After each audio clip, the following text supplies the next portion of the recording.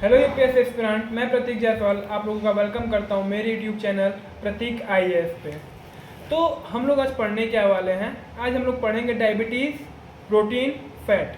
और फैट्स में ही एक और चीज़ कंसर्न होती है जिसको कहते हैं कोलेस्ट्रॉल। इतनी चीज़ आज हम लोग पढ़ने वाले हैं। ओके, तो गाइस अब हम लोग स्टार्ट करते हैं डायबिटीज़। जैसा कि मैंने आप लोगों को पिछली वीडियो में बताया था कि कार्बोहाइड्रेट से कंसर्न है डायबिटीज़ का कुछ, ठीक है, टॉपिक है ऐसा। तो अब हम लोग डायबिटीज़ स्टार्ट करते हैं। तो सबसे पहले हम लोग देखते हैं कि डायबिटीज़ होता कैसे है, उसी के बारे में ये पूरा कॉन्सेप्ट है। ठीक है, डायबिटीज़ दो तरीके के होते हैं, एक होता है डायबिटीज़ टाइप 1, एक होता है डायबिटीज़ टाइप 2। ओके, तो हमारे बॉडी में एक होता है पेनक्रियाज। आप लोगों ने नाम सुना ही होगा पेनक्रियाज। अगर नहीं सुना है तो मैं आप लोगों को डाइजेस्टिव सिस्टम जब बताऊंगा उसमें क्लियर कर दूंगा पेनक्रियाज क्या होता है। ओके, हमारी बॉडी में होता है स्टमक के पास पेनक्रियाज। तो पेनक्रियाज तीन तरीके के सब्सटेंस जो है वो सिक्रीट करते हैं। एक होता है अल्फा सेल, एक होता है बीटा सेल और एक होता है डेल्टा सेल। ओके, तो बीटा सेल जो है वो एक सब्सटेंस सिक्रीट करता है जिसको कहते हैं इंसुलिन। इंसुलिन क्या करवाता है, ये ग्लाइकोजेनेसिस करवाता है ग्लूकोज का, जो ग्लाइकोजेनेसिस के प्रोसेस से ग्लाइकोजन में कन्वर्ट होता है और लीवर में स्टोर होता है। लीवर में स्टोर होकर ये करता क्या है, ये हमें एनर्जी देता है। अब हम कोई भी काम करेंगे तो उसके लिए हमें चाहिए एनर्जी। ओके, कोई भी काम करेंगे तो उसके लिए हमें चाहिए एनर्जी। तो होता क्या है यहाँ पे देखिएगा, हमारी बॉडी में हम लोग कुछ भी खाते हैं, लाइक कोई कोई कुछ भी चीज़ है, आप लाइक आपका एग्जांपल पेन ले लीजिए। ठीक है, अगर आप पेन खाते हो, ठीक है, पेन खा रहे हो आप, कलम जिसको हिंदी में कलम कहते हैं जिससे आप लिखते हो, ठीक है, अगर आप उसको खा लो, ठीक है, तो वो आपके बॉडी में जाएगा, डाइजेस्ट होके वो कहाँ मिल जाएगा, आपके ब्लड में जाके आपके मिल जाएगा। ठीक है, और वो किस फॉर्म में जाके ब्लड में मिलेगा, ग्लूकोज के फॉर्म में। तो ग्लूकोज के फॉर्म में जाके जब वो मिलेगा तो हमें एनर्जी प्रोवाइड करेगा, और एनर्जी प्रोवाइड करेगा तो हमारी बॉडी क्या है, ग्लूकोज को खर्च करेगी। तो जो रिमेनिंग ग्लूकोज होता है उसका ग्लाइकोजेनेसिस होता है, वो ग्लाइकोजन के फॉर्म में लीवर में जाके स्टोर हो जाता है। और यही जब एक्सेस हो जाता है, जब यही ग्लाइकोजन जब एक्सेस हो जाता है लीवर में, तब हमारी दिक्कत आती है डायबिटीज़, यानी blood sugar level, blood glucose level बढ़ जाता है, जिसको कहते हैं डायबिटीज़ हो गया है। ठीक है, अब मान लो आप लोग सुबह से कुछ खाए नहीं हो, मान लो कि होता क्या है, किसी को ऑफिस जाना है, किसी को स्कूल जाना है, किसी को कॉलेज जाना है, किसी को कहीं जाना है, सुबह सुबह उसको जाना है। अब वो सुबह खाना नहीं खाया, ठीक है, नाश्ता नहीं किया उसने सुबह सुबह के टाइम में, तो वो निकल गया घर से खाली पेट। लेकिन उसको दिन भर काम करना है तो उसको एनर्जी चाहिए। एनर्जी मिलेगी कहाँ से, एनर्जी हमें यही जो लीवर में ग्लाइकोजन जो स्टोर होता है वही रिवर्स ग्लाइकोजेनेसिस होता है, और उस प्रोसेस से वापस से ग्लूकोज बन जाता है। ये कैसे होता है देखिए, पेनक्रियास एक और सब्सटेंस सिक्रीट करता है जिसको कहते हैं अल्फा सेल। अल्फा सेल जो है ग्लाइकोगॉन, ठीक है, इसको कहते हैं ग्लाइकोगॉन। ग्लाइकोगॉन जो है वही करता है रिवर्स ग्लाइकोजेनेसिस, और ये रिवर्स ग्लाइकोजेनेसिस के प्रोसेस से ग्लाइकोजन जो होता है वो ग्लूकोज में कन्वर्ट हो जाता है, और ग्लूकोज हमें बॉडी को एनर्जी देती है अगर हम सुबह कुछ खा पी के नहीं निकलते हैं। तो इसीलिए कहा जाता है कि सुबह आप कुछ भी खाते हो, मतलब सुबह में क्या करते हैं अक्सर लोग कि सुबह में नाश्ता कम और रात में ज़्यादा खाते हैं, लेकिन ऐसा नहीं होना चाहिए। आपको दिन भर काम करना है ना, तो आपको सुबह में पेट भर के नाश्ता करना चाहिए। ठीक है, इसीलिए हमारी बॉडी को एनर्जी प्रोवाइड करवाने के लिए। ओके, और एक और क्या है, पेनक्रियास का डेल्टा सेल, ये एक सब्सटेंस सिक्रीट करता है, ठीक है, जिसको कहते हैं सोमैटोस्टिन।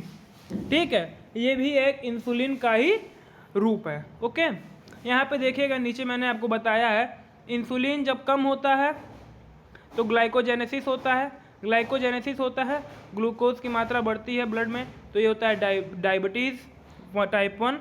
और एक और होता है ग्लाइकोजन जब इंक्रीज होता है तो रिवर्स ग्लाइकोजेनेसिस होता है। रिवर्स ग्लाइकोजेनेसिस होगा तो ग्लूकोज का मात्रा वापस से बढ़ेगा।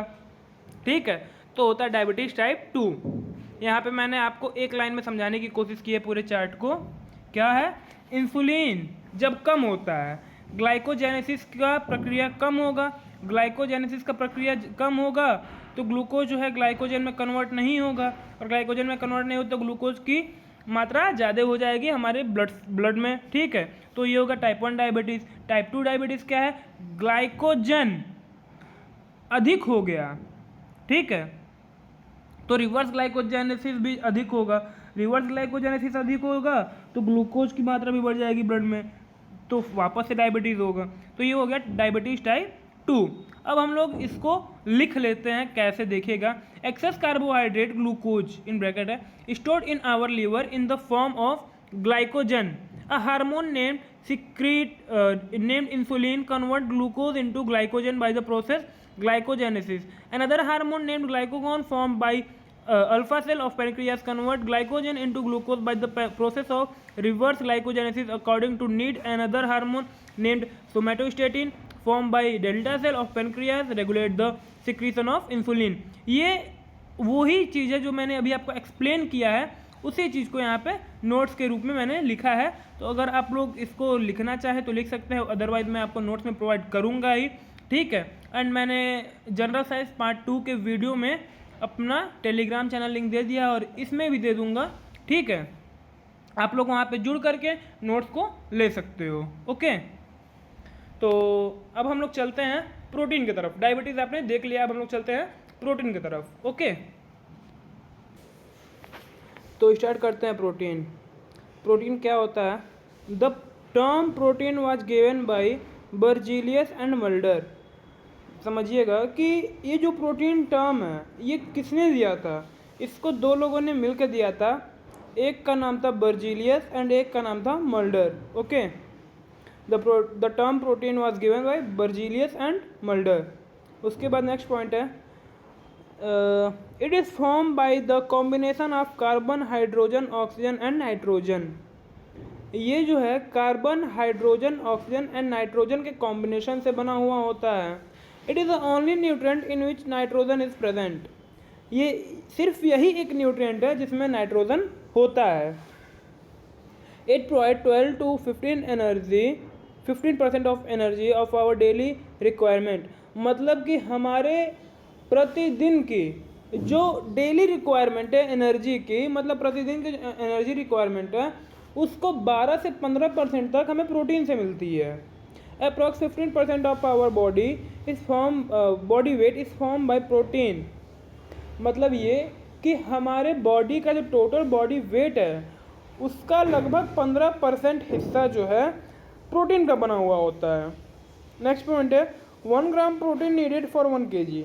मतलब 1 किलो के लिए 1 ग्राम प्रोटीन नीडेड होता है। मतलब क्या कि ये लाइक कोई 50 किलो का आदमी है तो उसको डेली 50 ग्राम प्रोटीन चाहिए। कोई 100 किलो का आदमी तो उसको डेली 100 ग्राम प्रोटीन चाहिए। अगर कोई किसी का वेट 87 है तो उसको 87 ग्राम, मतलब जितना किलो वेट है उतने ग्राम उसको प्रोटीन चाहिए। Okay, from 1 gram protein we get 4.3 kilo calorie.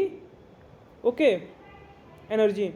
मतलब कि हम लोग 1 ग्राम प्रोटीन से 4.3 किलो कैलोरी एनर्जी ऑब्टेन करते हैं।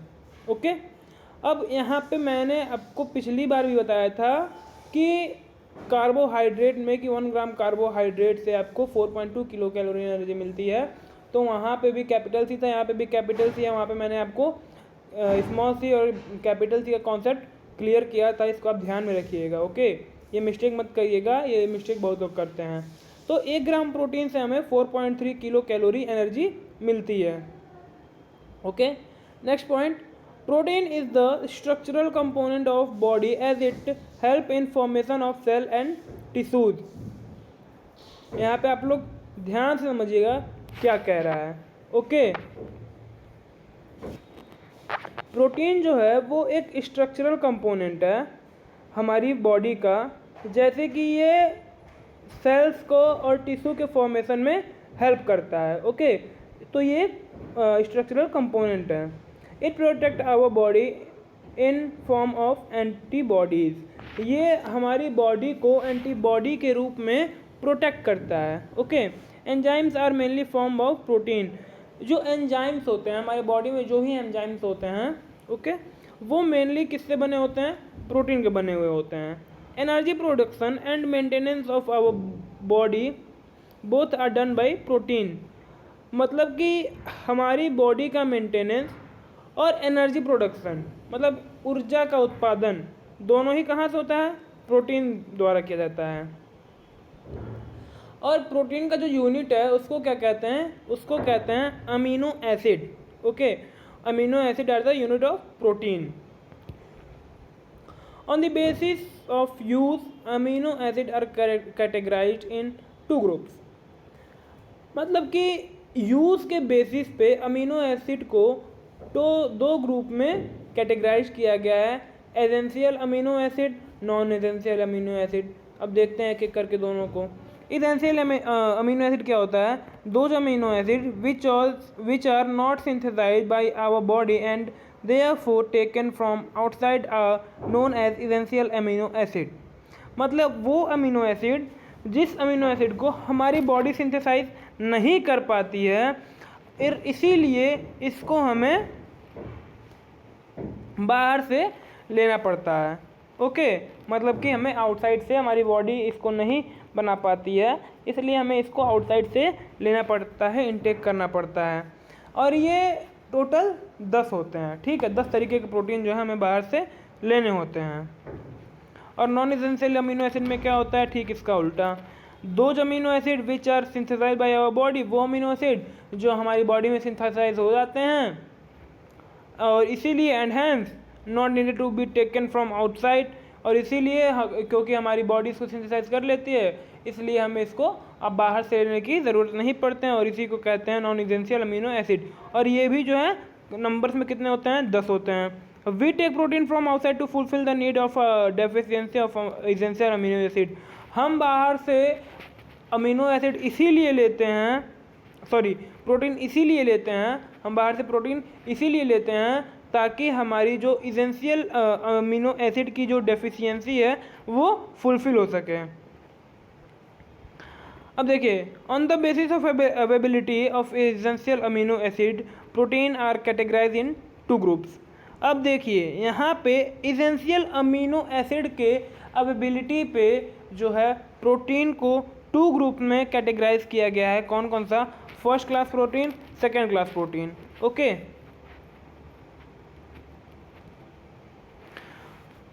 First class protein, in first class protein all 10 essential amino acid are present, these are known as first class protein। मतलब कि first class protein वो होता है जिसमें सारे 10 इसेंशियल अमीनो एसिड प्रेजेंट होते हैं, उसी को फर्स्ट क्लास प्रोटीन कहते हैं। अब देखिएगा क्या है। All animal protein like milk, egg, meat, fish, flesh etc। ठीक है, ये वो प्रोटीन है जो इसेंशियल अमीनो एसिड, ठीक है, इन फर्स्ट क्लास प्रोटीन। ध्यान से समझिएगा, फर्स्ट क्लास सेकेंड क्लास क्या होता है, इसमें बहुत लोग मिस्टेक करते हैं, इसलिए मैं इसको एकदम आराम से एकदम डिटेल में बता रहा हूँ कि क्या होता है। First class protein, in first class protein all 10 essential amino acid are present. First class protein में सभी 10 इसेंशियल अमीनो एसिड जो हैं वो प्रेजेंट होते हैं, और इसीलिए इसको फर्स्ट क्लास प्रोटीन कहा जाता है। एग्जाम्पल आप कह लीजिए ऑल एनिमल प्रोटीन, ठीक है। और ऑल एनिमल प्रोटीन तो हम लोग बाहर से ही लेते हैं, जैसे मीट खाते हैं, मछली खाते हैं, दूध पीते हैं, ये सब हम लोग बाहर से ही लेते हैं। तो इन्हीं सब में जो है हमारी 10 इसेंशियल अमीनो एसिड हैं वो प्रेजेंट होती हैं, और इन्हीं से हम लोग इनटेक करते हैं। ओके, नेक्स्ट क्या है? Second class protein. Second class protein these are those type of protein in which all essential amino acid are not present. ये वो प्रोटीन है जिसमें सभी इसेंशियल अमीनो एसिड प्रेजेंट नहीं होते हैं, इसीलिए इसको कहा जाता है सेकेंड क्लास प्रोटीन। और इसमें क्या आएगा? ऑल प्लांट प्रोटीन, मतलब कि सभी पौधों से मिलने वाले, सभी पेड़ पौधों से और खेती से जो भी मिलने वाले प्रोटीन है वो सब। ओके, जैसे कि पल्सेस, सोयाबीन, ETC, ओके, दाल हो गया, सोया बड़ी हो गया, यही सब इत्यादि। प्रोटीन डेफिशिएंसी डिजीज़, अब प्रोटीन तो हम लोगों ने देख लिया, अब प्रोटीन की कमी से रोग कौन कौन से हो गए वो देखिएगा, ओके। ये पहला डिजीज़ जो है वो है क्वेशियोर्कर। ये होता क्या है, it develop in children below 5 year. ये जो है 5 साल से कम बच्चों में होता है। कौन सी बीमारी है, क्वेशियोर्कर, ओके। लेकिन अकॉर्डिंग टू UPSC, ये बहुत ही ज़रूरी बात है, नोट करके लिखा हुआ है, note, according to UPSC also occur in adult.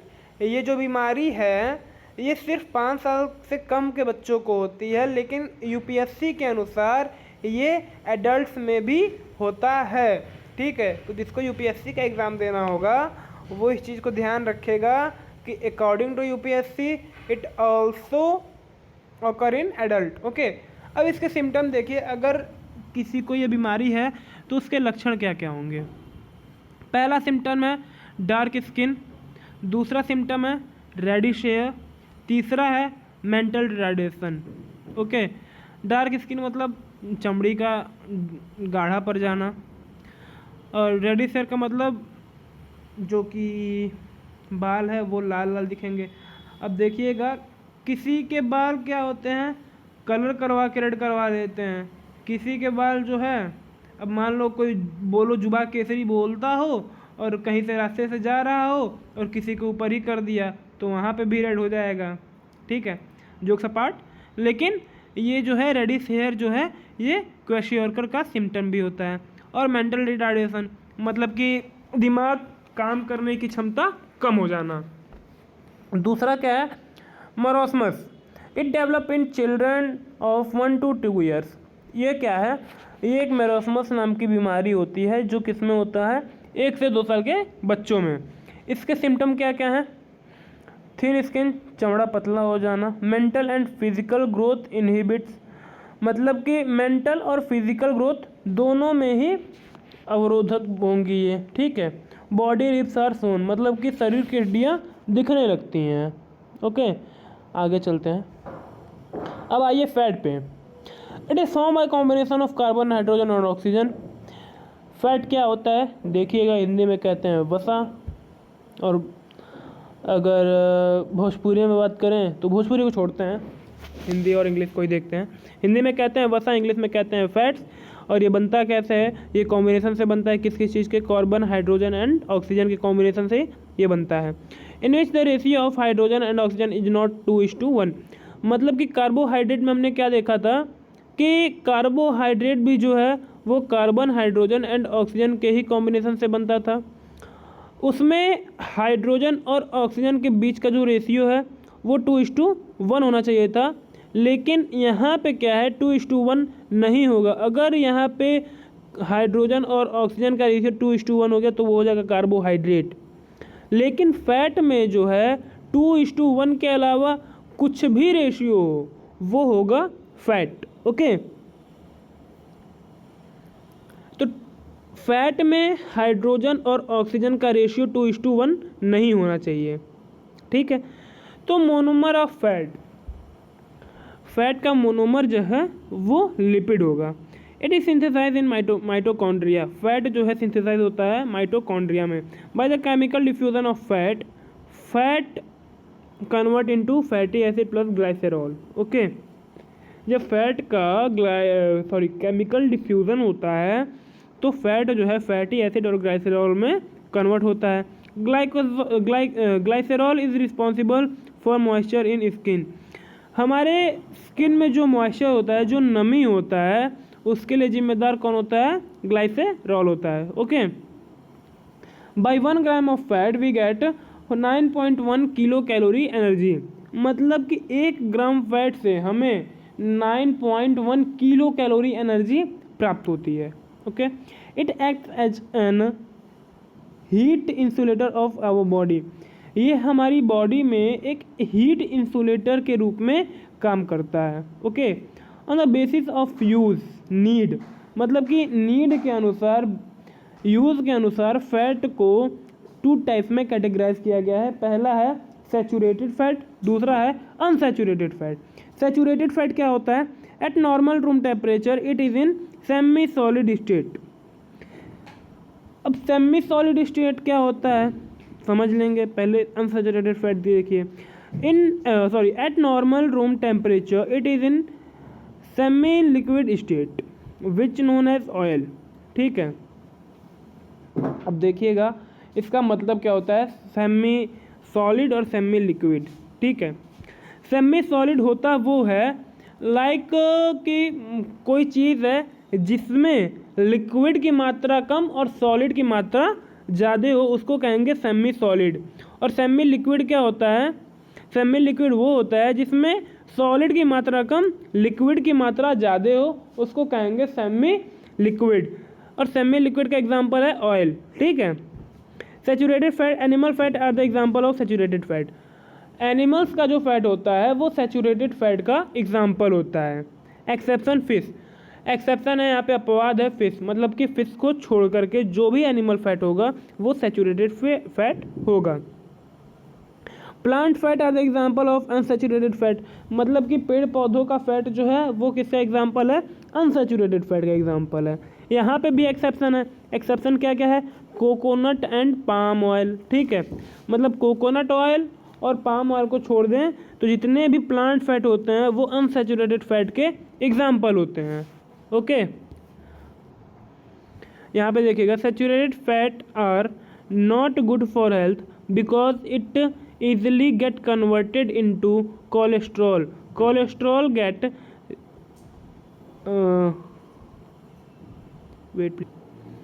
cholesterol get deposited in our blood vessels and create restrictions in our blood circulation that cause different heart disease.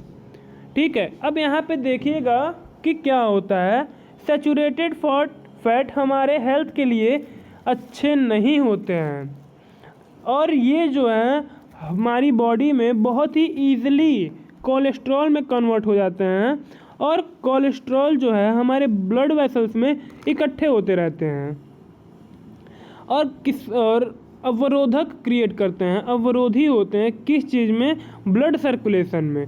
And create restrictions in our blood circulation that cause different heart disease. ठीक है, cholesterol जो है वो हमारे blood vessels में deposit होते रहते हैं। ठीक है, और जब बहुत ज़्यादा हो जाते हैं तो हमारे ब्लड सर्कुलेशन में दिक्कत उत्पन्न करते हैं और जब दिक्कत उत्पन्न करते हैं तो हमें अलग अलग तरीके की हार्ट डिजीज़ होने का चांस बना रहता है। Okay, unsaturated fat are assume to be good for health. Unsaturated fat को हम अपने शरीर के लिए गुड मानते हैं। ओके, अगला क्या है? Unsaturated fatty acid. आपने सुना होगा मूफा और पूफा। अब मूफा और पूफा क्या है भाई? यार पूफा है, फूफा मत समझ लेना। ठीक है, PUFA है, FUFA नहीं है। ठीक है, तो मूफा क्या है और पूफा क्या है देखिएगा। मूफा का फुल फॉर्म होता है मोनो अनसैचुरेटेड फैटी एसिड। पूफा का फुल फॉर्म होता है पॉली अनसैचुरेटेड फैटी एसिड। ठीक है, मतलब क्या होता है? जहाँ पे सिर्फ एक ही कार्बन हो उसको कहते हैं मूफा और जहाँ पे जहाँ पे 2 से अधिक कार्बन हो उसको कहते हैं पूफा। ओके, देखिएगा ये जो मूफा और पूफा होते हैं ये इंटर कन्वर्टेबल होते हैं, मतलब कि आपस में ही पूफा जो है मूफा में चेंज हो जाएगा और मूफा जो है वो पूफा में चेंज हो जाएगा। ठीक है, अब कैसे इस चीज़ को समझते हैं कि कैसे इंटर कन्वर्टेबल होते हैं। तो देखिए ये इंटर कन्वर्टेबल होते कैसे हैं। इंटर कन्वर्टेबल होते हैं कैसे कि मान लीजिए आपने खाया मस्टर्ड ऑयल। ठीक है, अब मस्टर्ड ऑयल में मूफा अधिक है, बहुत ज़्यादा अधिक है और पूफा जो है वो एकदम ना के बराबर है। ठीक है, तो मोनो अनसैचुरेटेड फैटी एसिड बहुत ज़्यादा हैं, मतलब कि सिंगल बॉन्ड ऑफ कार्बन। ठीक है, बहुत अधिक हैं। और 2 और मोर बॉन्ड ऑफ कार्बन जो है वो बहुत कम है। तो आपने मस्टर्ड ऑयल खाया है तो उसमें बॉन्ड ज़्यादा है मोनो अनसैचुरेटेड फैटी एसिड का, यानी सिंगल बॉन्ड ऑफ कार्बन अधिक है। तो उसमें क्या होता है, जो सिंगल बॉन्ड ऑफ कार्बन होता है, मतलब कि जो मोनो होते हैं वो आपस में जुड़ने लगते हैं, ठीक है। और आपस में जब जुड़ गए और वो 2 से अधिक बॉन्ड हो गए कार्बन के, तो वो क्या हो गया, पॉली अनसैचुरेटेड फैटी एसिड हो गया। ओके, तो ये तो हो गया मोनो का। अब पूफा कैसे कन्वर्टेबल होता है। अब मान लीजिए आपने खाया कोई दूसरा ऑयल जिसमें क्या है, पूफा है लेकिन मूफा बिल्कुल नहीं है। तो पूफा में क्या है, आपका जो कार्बन बॉन्ड है वो 2 से अधिक है तभी वो पूफा है, तो वो ब्रेक डाउन हो जाता है, ठीक है। वो सिंगल बॉन्ड ऑफ कार्बन बनाने लगता है, और जब वो सिंगल बॉन्ड ऑफ कार्बन बनेगा तो वो क्या हो जाएगा, मोनो अनसैचुरेटेड फैटी एसिड।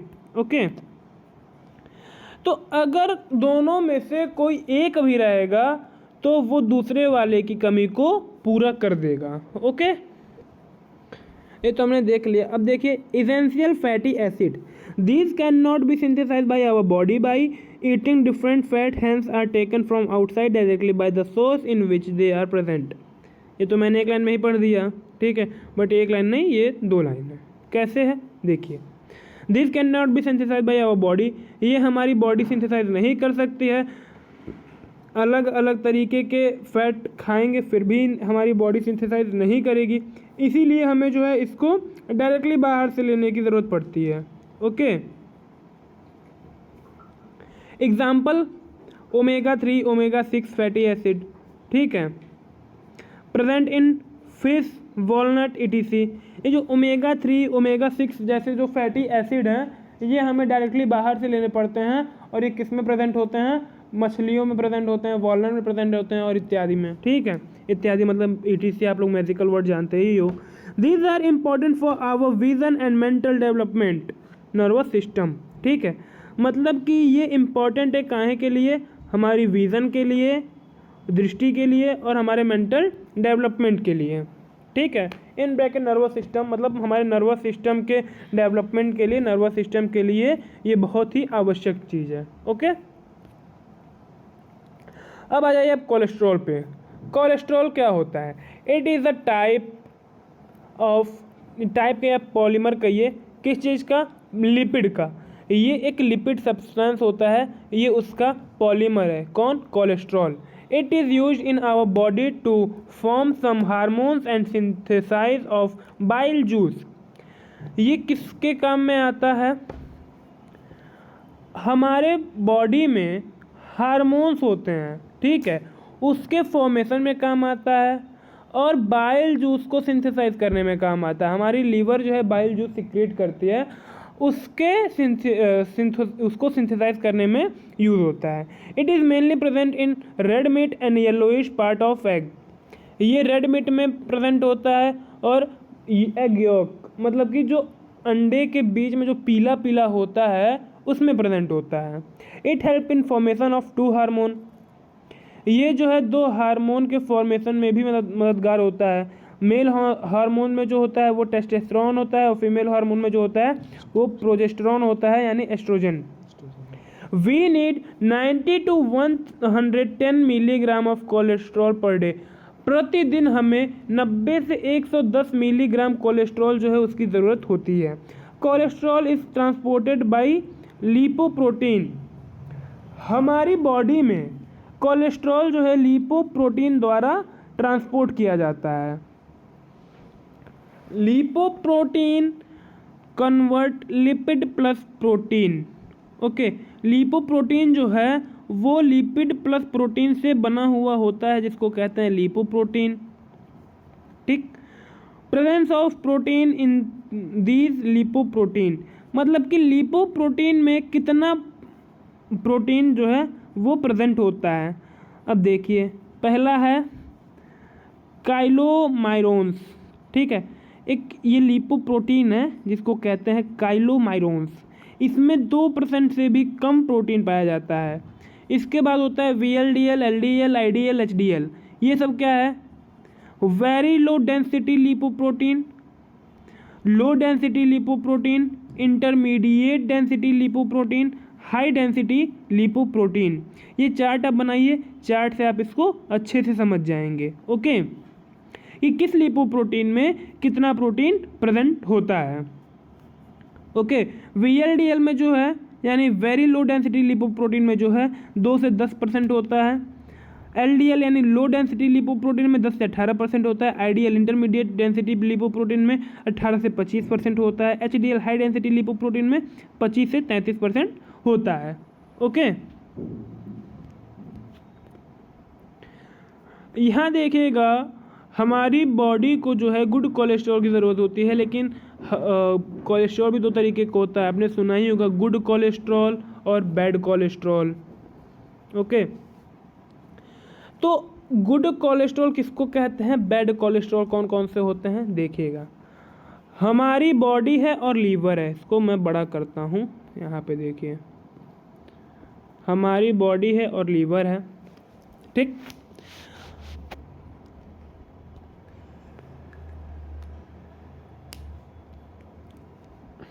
ये देखिए बॉडी, लीवर। ओके, इस चार्ट को आप ध्यान से समझिएगा, बहुत ही अच्छी तरीके से समझिएगा, तभी आपको ये चार्ट जो है समझ में आएगा। ओके, देखिए हमारी बॉडी से लीवर में जो है high density lipoprotein plus cholesterol अगर जाता है, ठीक है, तो उसको हमारा लीवर जो है वो एक्सेप्ट करता है, ठीक है। और वो क्या करता है, गेट सिंथेसाइज, वो सिंथेसाइज हो जाता है, और सिंथेसाइज होकर के वो काम क्या करता है, वो हमारे मेटाबॉलिज्म को प्रॉपरली काम करने में एकदम मदद करता है। ओके, हमारी बॉडी में इस तरीके की इसकी यूज़ होता है। और उसी के जगह पे अगर हमारी बॉडी से VLDL, IDL, LDL या फिर काइलोमाइक्रॉन जैसे कोलेस्ट्रॉल बॉडी लीवर में जाते हैं, तो लीवर जो है उसको रिजेक्ट कर देगा। ये देखिएगा, रिजेक्ट कर देगा लीवर उसको, ठीक है। ये देखिए यहाँ से गया और यहाँ से रिजेक्ट, ठीक है, यहाँ से रिजेक्ट हो गया। जो नीचे वाली लाइन है वो जाने वाली लाइन है और ऊपर वाली लाइन वो रिजेक्शन वाली लाइन है। ये देखिए यहाँ से गया और यहाँ से रिजेक्ट होकर वापस आ गया। तो कौन कौन से VLDL, IDL, LDL एंड काइलोमाइक्रॉन, ठीक है। अगर ये सब और कोलेस्ट्रॉल के साथ में ये सब अगर लीवर में हमारे जाते हैं, तो हमारा लीवर इन सबको एक्सेप्ट नहीं करता है और ये जो है ब्लड में वापस से इन सबको रिवर्ट कर देता है। तो जो रिजेक्ट हो गया वो हो गया बैड कोलेस्ट्रॉल, और अगर एक्सेप्ट हो गया तो वो हो गया गुड कोलेस्ट्रॉल। एक्सेप्ट क्या होगा, HDL यानी high density lipoprotein plus cholesterol जो है वो एक्सेप्ट होगा, उसके अलावा जो भी बचेगा वो सब रिजेक्ट होगा, ठीक है।